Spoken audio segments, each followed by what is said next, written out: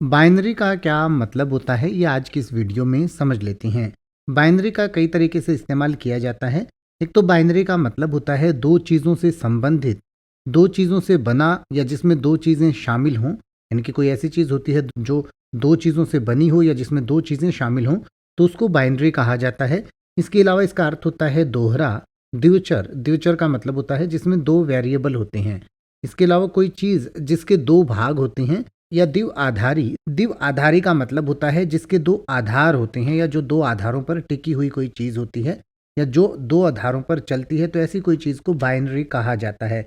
इसके अलावा जो कंप्यूटर में भी एक बाइनरी लैंग्वेज होती है, यानी कि जो कंप्यूटर का सिस्टम है वो 0 और 1 पर काम करता है, तो उसको भी बाइनरी सिस्टम कहते हैं। यानी कि binary describes a numbering scheme in which there are only two possible values for each digit. यानी कि सिर्फ दो ही पॉसिबल वैल्यूज हो सकती हैं प्रत्येक डिजिट की, और वो 0 और 1 होती हैं।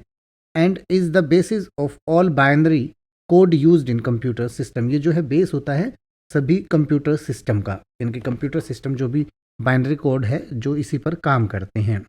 इसके अलावा एमएलएम में भी आपने एक बाइनरी स्कीम सुना होगा या बाइनरी सुना होगा, तो उसमें ये मतलब होता है कि जो एमएलएम में व्यक्ति अपनी आईडी लगाता है उसके नीचे दो लेग चलेंगी, यानी कि एक उसकी ए लेग होगी, एक बी लेग होगी, और दोनों लेग्स पर उसे काम करना पड़ेगा तभी उसकी इनकम जनरेट होगी, तो उसको बाइनरी इनकम कहा जाता है।